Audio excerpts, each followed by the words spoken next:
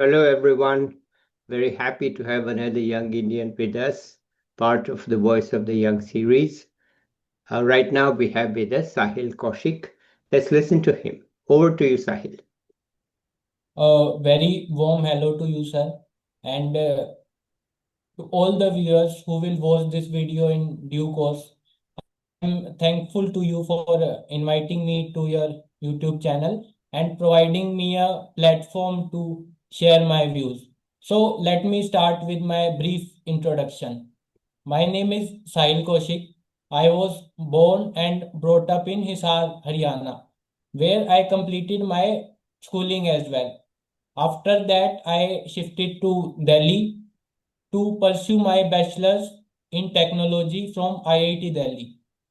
After my B.Tech, I got an opportunity to work as a political consultant and public policy consultant. As a political consultant, I was fortunate to be part of four successful election campaigns in states of Maharashtra, Odisha, and Haryana. As a public policy consultant, I worked with Nation First Policy Research Center NFPRC and also got the opportunity to work in Chief Minister's Office of Haryana. So today I wish to utilize this opportunity to share some of my thoughts on the role of youth in building a Viksit Bharat. So, sir, for my generation, struggle is not just essential, it is inevitable. If we shy away from the struggle today, then we risk making meaningless all the struggles that our ancestors have done, whether it be war of independence, struggle of independence, or even after gaining independence, uh, people who toiled after independence to build a developed, मतलब to work who worked towards building a developed nation. Their sacrifices have created opportunities for us, but those opportunities can only be honored if we are ready to shoulder our share of responsibility. I'm often reminded of a powerful line from G. Michael Hoff's novel, Those Who Remain, which I would like to share. So the lines are: hard times create strong men. Strong men create good times. Good times create weak men, and weak men again create hard times. So the thought constantly reminds me that our generation stands at a turning point. We must ensure that we are not remembered as the weak generation who, that brought back difficult times, but our generation is remembered as a generation that built upon the legacy that was passed to us. So, even today, the challenges before us are not small. It may not look like wars of independence or battle of survival, but we can't deny that there are challenges which plays an equally significant role in making a developed nation. These are the challenges of nation building, of creating a society rooted in values, of safeguarding our digital sovereignty. That's also an important point. Uh, Apart from that, of advancing health and social service, of sustaining the family system, and above all, of shaping the right mindset among the youth to contribute meaningfully for the development of nation. So, in today's video, I would like to highlight four of these challenges. First, importance of health in personal life and its contribution on the national level. Second, selfless contribution to the society. Third, digital sovereignty. And fourth, importance of family system in the society. Uh, so, sir, I want to begin with health because if we are not healthy, then no matter how big our ambitions are, how noble our ambitions are, they hold no meaning. A healthy body and mind are the foundation of both individual joy as well as national progress. So I personally advocate yoga and Ayurveda, and I advocate them not just as ideas, but I advocate them as guiding principles of life because they have transformed my own life as well. So I would like to share one of my life experience in terms of health. Sir, from childhood, I battled a complicated case of chronic pancreatitis with calcification. This is a basically giving a background. This is a disease that modern medical science claims to be uh, incurable. So my condition basically worsened during my JE preparation and my years at IIT Delhi between year 2017 to 2023. Those years were marked by constant severe stomach pain, repeated hospital visits, and the unending cycle of stunt insertion every 6 months through the ERCP procedure, each time under anesthesia. Sir, in just 4 years, I had to undergo 11 such surgical procedures. So, despite being treated at top hospitals in Delhi, Sir Gangaram Hospital, Max Hospital, I was again and again told ki this is the only way you have to go through this. You have to take medicine, go through these surgical procedures, and that's how things will go. And there is no permanent cure of this. So this was not just physically unbearable for me, but emotionally also exhausting me for me and financially draining for my family. But in that phase of despair, I found wisdom in a shlok from the Bhagavad Gita. That shlok I would like to share. So it is 17th verse of 6th chapter. It goes like कि युक्ताहार विहारस्य युक्त चेष्टस्य कर्मसु युक्त स्वप्नावबोधस्य योगो भवति दुखा. In this slok, Lord Krishna inspires us that we should basically eat and live mindfully, balance work and rest in life, practice yoga, pranayam, and meditation to ensure success in life and prevent ourselves from suffering from disease. With time, I embraced this teaching because I had a habit of reading Bhagavad Gita during my JE preparation only. So, with time, I embraced this teaching. I turned towards yoga, adopted a balanced diet, started thinking about ki what is right for me in terms of diet, what I should eat, what I should not, and started living my mindfully. Slowly, my health improved, the pain reduced, my focus returned, and I began to live normally again. So, with blessing of God, it has now been around 2.5 years that I am completely well and normal with no need to visit the doctor. So, this journey basically made me a lifelong advocate of yoga and Ayurveda, and I thought ki it has helped me so much. It has so much potential in terms of healing. So after that, it's like a motivation for me ki to tell others also about yoga and Ayurveda. So because it forced me to understand the importance of giving time to health. It's not that it has to be yoga alone. I believe that a person should engage in at least one form of physical activity, be it sports, be it gym, be it going for a walk in the park or jogging in the park, but at least one form of physical activity and give time for the health. However, I uh, strongly recommend that it should be complemented with pranayam given its hidden and deep benefits for an individual that physical activity I believe ki don't cover. So uh, this I wanted to share. So why is a healthy body important? It's because a healthy individual means more productive work, and when this multiplies across society, then it means ki the productivity of nation is also increased. So that's why ki I think ki it can also lead to collective success at the national scale. So these thoughts and and experiences highlight the timeless importance of paying attention to our health. So, after health, the second theme that I wish to highlight is the importance of being continuously engaged in service of society along with our day-to-day work.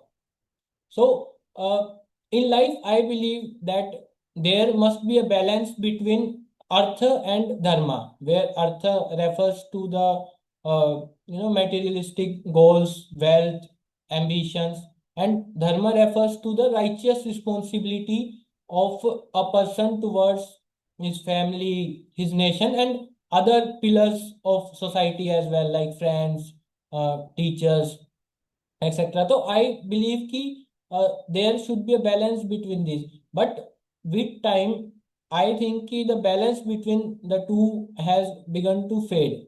A growing majority of people are more concerned towards the artha part, whereas like they are focused on uh, earning wealth and status, while the number of those who are genuinely concerned about uh, well-being of others is steadily declining. Yet, I believe there are countless ways in which an individual can contribute to society while continuing their day-to-day work.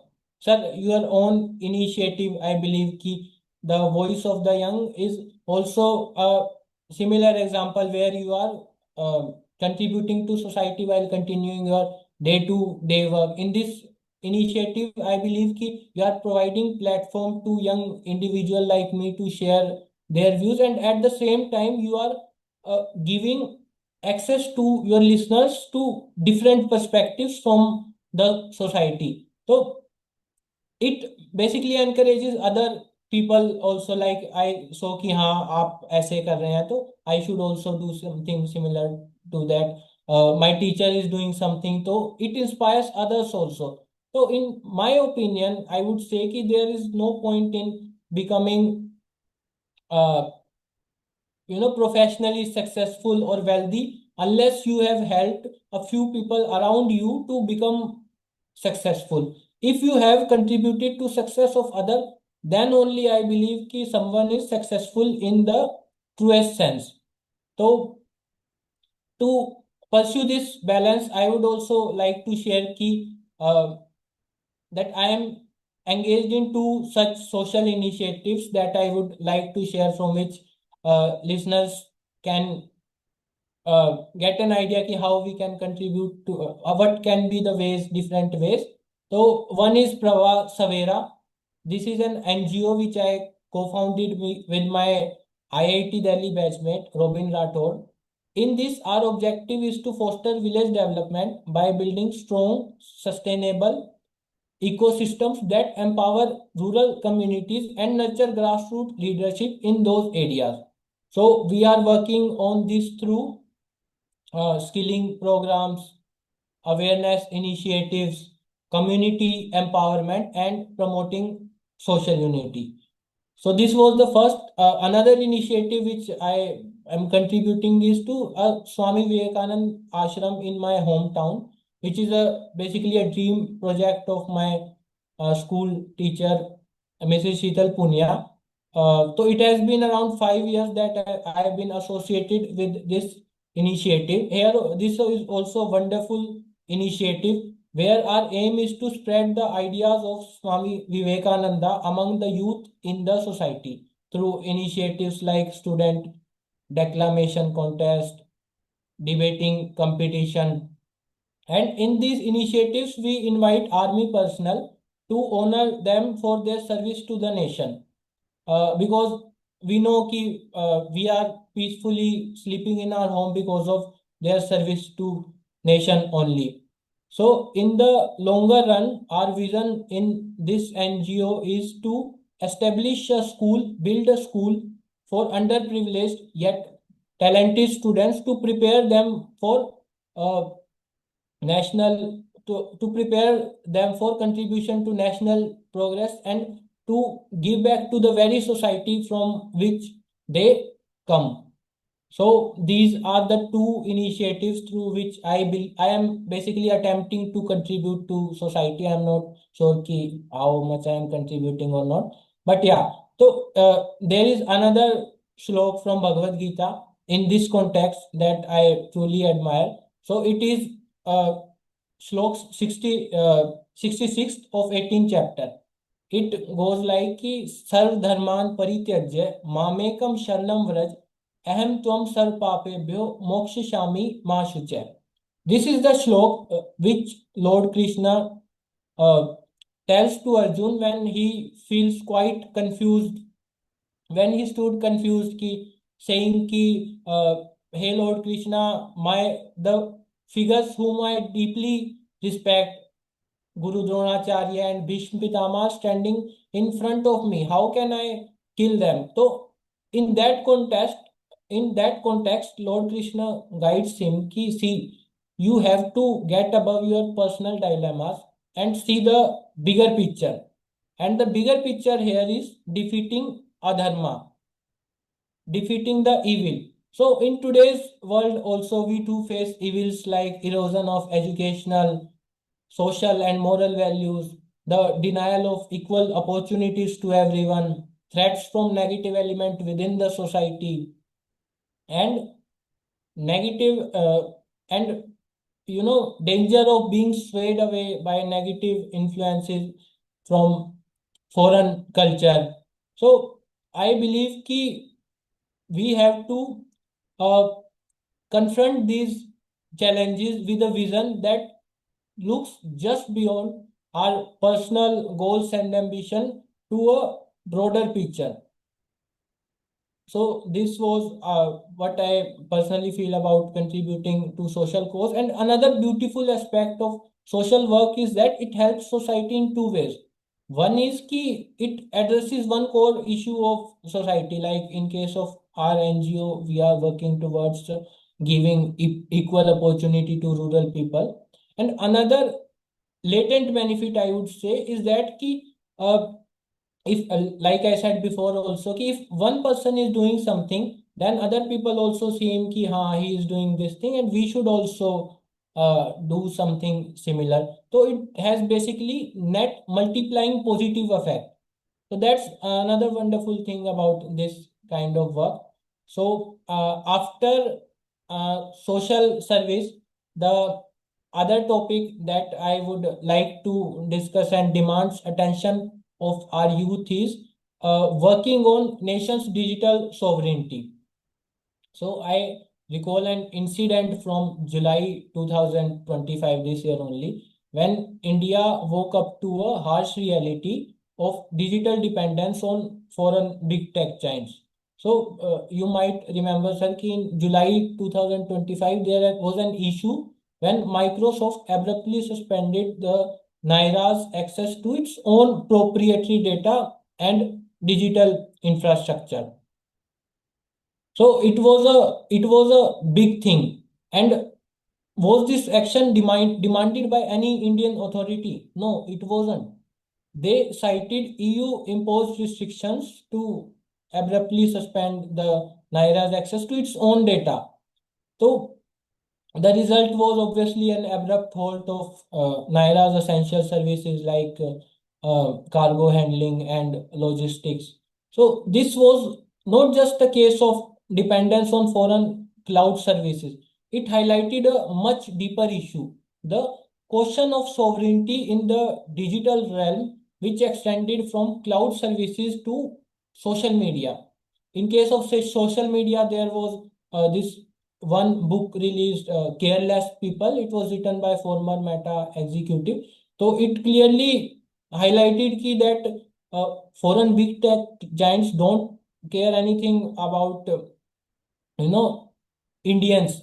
They basically want what they care about is their own personal benefits. So all of this highlight ki why there is a need for efforts towards digital sovereignty. And today, the role of technology in shaping our modern world needs no elaboration. From governance to warfare, technology determines outcomes. After the Pahalgam terror attack this year, there were news of cyber attacks to India's defense-linked website from Pakistan-affiliated groups.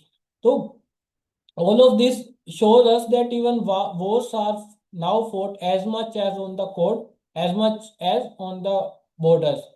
So this makes one thing very clear in the present era. Digital sovereignty is inseparable from national sovereignty. So now the question is, how can India free itself from these invisible chains? Uh, in my opinion, the answer does not lie just in drafting stricter rules or bargaining for exemptions. It's these initiatives would be like applying band-aids on festering wounds, and we know कि applying band-aid on festering wound just makes the problem more worse. So what I believe is कि India needs to reimagine the very foundation of its digital infrastructure. To start with, one immediate action is switching to sovereign alternatives to foreign digital tech giants, for example, adopting Zoho Mails for Gmail, or adopting Airtime for WhatsApp. But and even it was recently in the news कि it's good to see that efforts are being made in this direction. But I believe कि these apps will not succeed until they match the quality and the scale of their foreign competitors. So we need to ensure that the quality and the capacity and capability of our sovereign alternatives is also comparable with those foreign big tech giants. So alongside nationalistic support, we need to ensure that India's digital ecosystem develops the capacity and capability to compete head on head with foreign big tech giants. Though and the way to do this, in my opinion, is to promote open source communities and let open source fuel India's digital accent. So this is not a new idea. Open source is not a new idea. In fact, it is the very method that fueled, matlab that basically helped USA's digital journey. It helped USA in becoming one of the digital superpower of this world. Back in 2010, I read in one article कि back in 2010, when open source was just limited to a tech hobbyist. At that time, NASA had the vision to develop OpenStack. OpenStack was basically an open source cloud computing platform. Soon after, the USA's National Security Agency NSA adopted OpenStack to meet its high security needs. Later, the momentum grew as public agencies and private companies also joined in, leading to strengthening of the USA's digital ecosystem. India must learn from this. At the government, entrepreneurship, and community level, we should embrace and invest in open source technologies. So, what I can think of at the government level, India must adopt open source first principle, just like what has been done by France. France has very nicely implemented this, and it has given returns to France as well. At the entrepreneurship level, private companies should be encouraged to open their source code, at least to some extent. That was on the community level. And the most powerful dividend of the open source is not beyond giving a software, is the community which open source builds. So most of the open source projects evolve into living ecosystem where developers can continuously test, refine, and strengthen the code. Such ecosystem provide enterprises with a ready pool of talent, strengthen our digital infrastructure, and build resilience against corporate monopolies also. No one, since we have a lot of guys na ki tech guys ki who know ki how things are done, so there is nothing like ki a single company has the monopoly over the entire ecosystem. So if India commits itself to this path, open source can become the foundation of our digital sovereignty, and in turn our foundation to national sovereignty, given the dominance of technology in the present world, thus ensuring that we do not become the victim of the next wave of colonization by any digital superpower. So this is also an important topic, sir, ki, given ki the increasing role of technology in our lives, in every aspect of life, in being wars, being our day-to-day life, being public policy, healthcare, education, or politics. So after this, the fourth thing that I would like to highlight is ki I deeply feel that another concern for our generation is the gradual erosion of the family system from our Indian society. I personally know of many young people who are single child, work in big tech giants, work in big corporate firms in big cities, but their parents live alone in their hometown. So this situation may not appear alarming in the short run, but in the long run, I believe ki it can have adverse consequences. So, how it can have adverse consequences? I'll try to explain this. So, when families break apart in this way, first is the next generation risks missing the wisdom of grandparents, as well as the moral values that need to be imparted at a young and formatting age. Beyond passing on the values, there is also a moral responsibility of every person, I believe, uh, to be present for our parents when they need us the most in their old age. I mean, the importance of family system needs not be highlighted. Uh, it's clearly evident from our society ki everyone has a story about ki how my family helped in my success. It I can speak from my own personal experience as well. My mother played a very crucial role in helping me achieve whatever success I have achieved so far. That contribution was in form of even sacrificing her own career and guiding me throughout the process. Whenever I needed her, she was available. And this is not just my personal story, as I said. If you closely observe most successful personalities in history or in present time around us will tell you that their family played a defining role in their success. I'm sure even you would have a story of how your family contributed to your life journey. So, family system is basically one of the core structures of our Indian society. So, to preserve and strengthen this system, we need changes at multiple level. For instance, organizations can promote flexible work from home or hybrid work models. This would allow professionals to carry out their responsibility in their professional life while being involved in while being there with their parents in their hometown towns, and it is easily possible, supported by technology in today's date.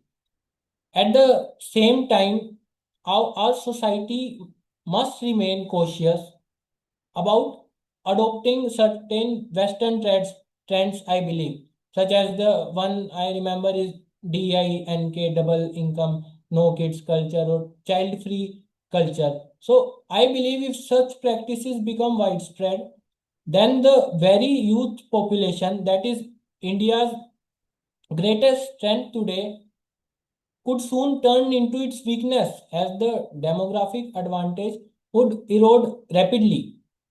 In addition, there is a need to reawaken awareness about family values, both at the community and societal level. These values, I believe, would not only help in personal growth, but also lay the foundation for the sustainable national success, because the success will be sustainable only if we are able to continue it for a long time. And these practices, I believe, may help in the short run, but in the longer run they might have some adverse consequences. So yeah, these were the basically four points that I wanted to speak on. Well, thank you, Sahil. It's a very, very impressive uh, set of issues that you have thought about, and more than thought about, you are doing something about. I think you have validated my rationale for this channel. And that rationale was very clear to me that look, young Indians, some of them are very good, and they need society still doesn't give them the freedom and the channel and the space to talk about what they want to talk about. True, And sir. we need a new way to do it. It cannot be the old fashioned way, which is speaker host centric. We need a speaker centric way in which the host Yes, sir. listens Yes, sir. rather than talks a lot. So here we are. You have laid out a very clear plan for yourself and for the country and for the society. And each part of it is well thought out. And it's not my job here to comment on individual parts, but I do have a small comment on two of them, and that is, of Okay, sir. course, I am involved, apart from this WITPED, in a non-profit in India, which I'll discuss with you offline. Acha, Okay. nice, And sir. That's great. I also agree fully with you on the family issue. I mean, Yes, sir. I always say that, look, I'm nothing but a cog in a family. And what I have achieved is nothing compared to what my grandmothers achieved because they were born around 1900. Yes, sir. And at that time, the literacy rate for women in India was under 0.5%. I looked up Yes, the sir. It census was it was data. very low. No, not very low, under 0.5. Under Okay. 0.5%. Both my grandmothers were literate. So I said, what is Acha, it? oh. My nanny used to write fluent Hindi, and she used to communicate with my mother through postcard. And Acha, so at she that was, time. I mean, now 60, 70, 80 years ago, we used to get 70 years ago, 60 years ago, we used to get Mhm. handwritten letters from my nanny. So she was fluent. She was born in 1889 or something like that. But Oh, I said, what is it? I'm not in the 0.5%. And even my daddy was, 100% cognizant of everything that's going on.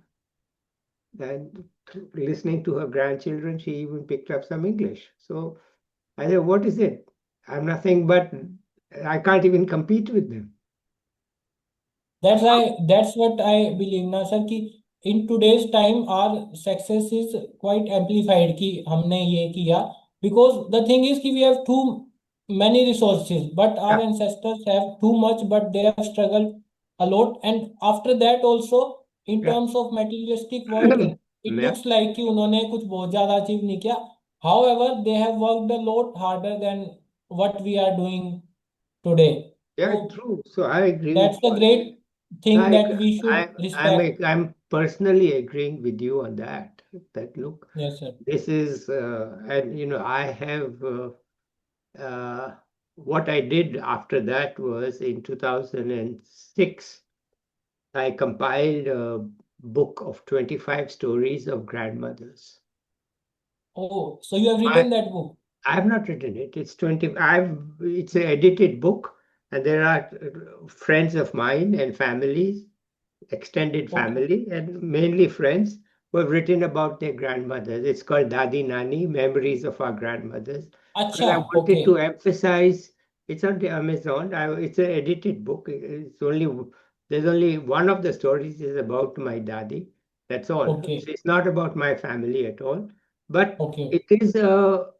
it was due to my thinking that, look, it was the grandmothers, not even my mother. It was the grandmothers because they made the family, my father and my mother, where they were. True, sir. Right? True. So they just, I mean, my mother was born in, say, in 1920, Okay. and she could teach us algebra in English. What are we talking about? A woman born in 1920. She was Yes, fluent sir. in English. Her mother was not. But still, to be able to teach, remember high school algebra That's a big thing. in English. That's a huge thing. It's so. What are we? We are only products. I mean, of course, Yes, the sir. father and grandfather were educated, but they were in Mm. office. We were at home with the mother, Yes, sir. right? So I I, mean, in even की like मेरी नानी बहुत ज्यादा पढ़ी लिखी नहीं थी but the stories which she told me when I was child they left a deep impact on me कि ऐसे ऐसे होता था ऐसे होता था तो दो stories really influence the life which we take forward तो okay. That's why I believe कि Okay, so thank you, Sahil. It's great. Let's end this conversation here now. I want to talk to you a little bit offline. And it's या sure very, sir I mean, honestly, it's great to listen to people like you. It's not that I agree or disagree. I just want to yes get sir home. Come and talk. Tell us what you are thinking. no Tell us that's what. that's that's the that's a great initiative sir because the thing is कि in some platforms there is की like आपको इसी बात पे बोलना पड़ेगा तो there is no not much freedom कि Of हम course. अपने विचार पूरे अच्छी तरीके से रख सकते हैं But but here I thought कि you have given me independence तो जिन जिन टॉपिक्स पे मैं विश्वास रखता हूँ आई थॉट कि I should speak on all of बोलो दैम उसमें. And can you imagine what it was like in April 2023 when there were no examples? And to the young people whom I had connections with, I said, "This is the new platform." They they said, "Sir, what is this? What is the topic?" I said, "Bhul jao, you come and talk." He that's a said, "Sir, what questions will you ask?" I said, "Nothing, I don't ask, you talk." Then I said, नहीं "Does it that's happen like that?" I said, "No, it will happen." Okay, let's end it here, Sahil. I want to talk to you offline about my NGO. And sure sir sure so let's end it here. I'll be back. I have few more message like as we conclude Go for ahead. Go ahead. fellow youths. Yeah. So I want to say कि the fellow youth should think about is not just about building careers, drawing salaries, or securing personal comfort. If that becomes our only pursuit, then we risk failing the larger purpose of my generation or our generation. We must remember, as I said, that working with a narrow lens may give short term gains. But if someone wants lasting achievement, real success in the long run, then thinking beyond personal benefits is essential. It not only ensures success for ourselves but for the whole country as well. I remember one name ki that Joho founder Mr. Sridhar Vambu. I think if he has not gotten above that idea of doing that conventional entrepreneurial work, then Zoho would have never been so successful. Mr. Sridhar Vambu have never been so successful. And most importantly, India would have, I don't know took how many more years to get digital alternatives to foreign big tech giants. Even history showed us the same those who risk do something big for the nation, for the society, for their family, or in whatever capacity, they only do big things, are able to make real impact. So our role is to, you know, to in one way become a nation builders, whether it be by strengthening healthcare, working for society, or preserving the family system. So, and one more thing, last point, let us not fear risk of starting a new startup, risk of saying something unconventional. Like this family system thing, I don't believe ki this is conventional thing, and I'm not sure ki even if I am correct or wrong, but I believe, so I say with confidence ki yeah, this is something I believe in, and we should work on this. Every great achievement, whether in India or across the world, came from those who dared.